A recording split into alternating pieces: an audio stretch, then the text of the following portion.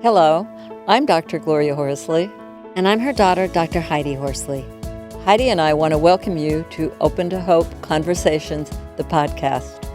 We believe that the greatest gift you can give yourself after a loss is hope, using this moment to connect with others who have not only survived but thrived. So let's get started.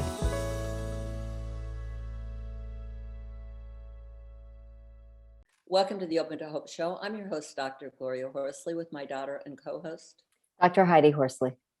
Well, Heidi, today we've got an important show because, as you know, one of our major visits at Open to Hope is adults losing a parent, and there's so little on it.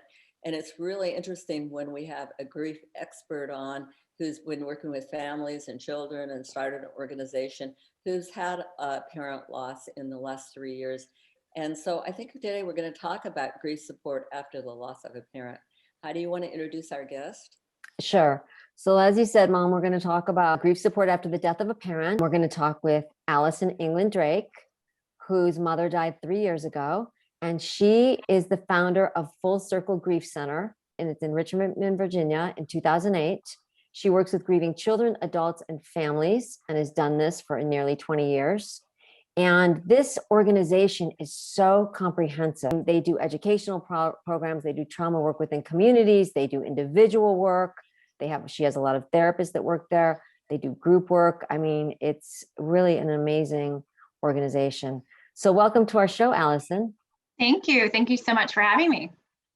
So Allyson, I was thinking about your organization, Full Circle. And in a way, you've come full circle, haven't you? I sure have. Tell me about why you called it Full Circle, and let's talk about your Full Circle. So when I founded the organization, that was one thing that I really struggled with, was what is the perfect name for exactly the type of work we could do? And thinking about our mission and what I really envisioned for the organization, you know, the name was so important to me, but it really was looking at a couple aspects of it. A lot of the work that we do is in a group.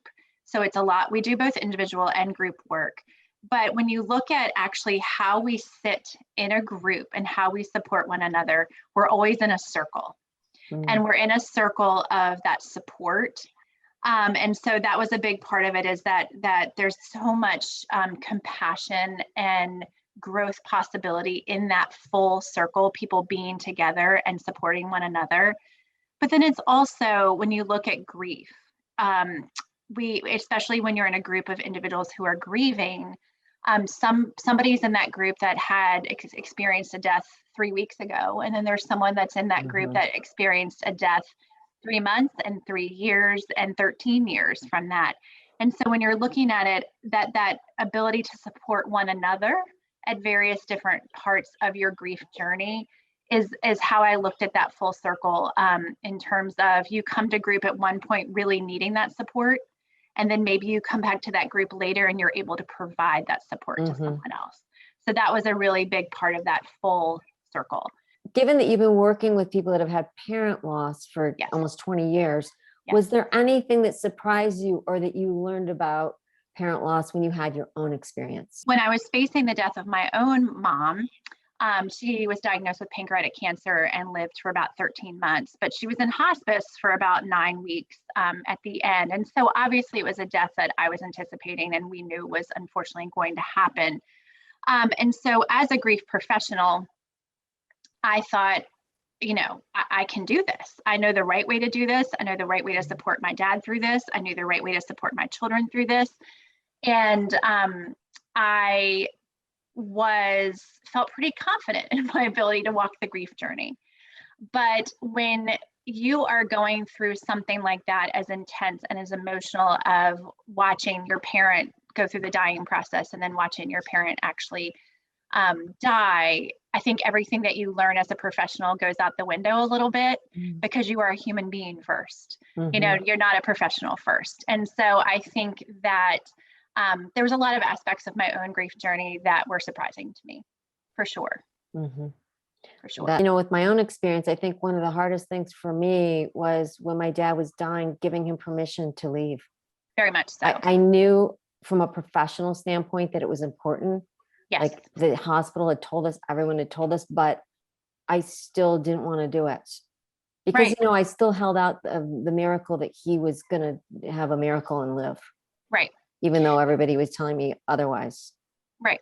And so I think that that's the part that I really learned, that I knew, but I really learned as a person, as a daughter, was that, there's so many things. Okay. It's the right thing to do to say it's, Yeah. you can let go, or that there's all these different things that are quote unquote the right thing to do. But when you're living it, you really have to go with your gut, and you really have to go with what is important to you, what is important to the loved ones in your family, what is important to the person that is dying, and make your judgments there, because grief is so personal, and grief is so, there's a saying that everybody's grief is as different as their fingerprint, and watching, and my mom was going through her own, steps of grief too, Yeah. because she was, going through the dying process. And then my dad was going through very different steps. I was, her sisters were, my children, we were all going through very different, experiences of grief, and to accept that and acknowledge that, and not get so stuck on what everyone else's grief looks like. Yeah. I would like to ask you both what it means to you to lose a parent as an adult. I think that for me, it is more of that denial or shock, or whatever you want to call it, that I don't have a mother anymore. And I think it's more of that, knowing that everything that a mother does and supports you and takes care of you and helps you, I think that it's just more of that. I'm still shocked sometimes to this day when it sort of sneaks up on me and surprises me that, I am a child that doesn't have a mother. I'm a motherless daughter, and I think that, it impacts the way that I mother my own children as well. I think that we always think, our moms are always going to be there. They're going to always be there for us, and I think that, it's just that knowledge of that large void in your life. It's still surprising to me. I don't know my life without my father. I've never lived a life without him, never lived a day without him. So, not to have him here is a big thing. And I used to go and ask him just everyday things, questions, he was very supportive of my life. He was very interested in my life. He would ask really good questions, and I'd have to even be more introspective about my life. And he's not there anymore. I can't call him if I have a question or concern, or I'm stressed about something. Right. So it's a huge loss. I think for me, my brother's death was a huge existential crisis because he was only 17 and died in a car accident. And my father's death has also been an existential crisis. I've kind of had to look, but not, it's different because I'm an adult now, but I've had to say, why am I here? What do I want going forward without my dad? Like, what do I want the next stage of my life, the next chapter to look like now that my dad's not here? It's been interesting that I've had these questions. Very much so. And it's almost like too, I think, parents are the people who know your story. They know your story from the beginning to the present, and I think it's all those things that I don't have my hey mom, what did we do about this? Or hey mom, how do I do this? Or, it's your history, it's your story, and it's your, like you said, Heidi, your guidance many times. I think I'm a single parent as well. And so for me, my mom was kind of my backup all the time, in the sense of when I needed help, when I needed support, when, somebody was sick, she was my divide and conquer, and so I think that is just a huge void for sure. Yeah. And I would think it would be someone you could bounce stuff off of. Talk about some of the things you've done to take care of yourself. For me, I do a lot of the normal therapist, mental health practitioner sort of avenues of self-care, in the sense of taking breaks and walking and spending quiet time and doing those sort of things. But I think around my mom's death, I think what is really important for me, or what has been really healing for me, is talking about her. Like that is really staying connected to her and telling stories and sharing her with other people and talking to my children about her and telling stories and us laughing about great moments and, things that my mom did.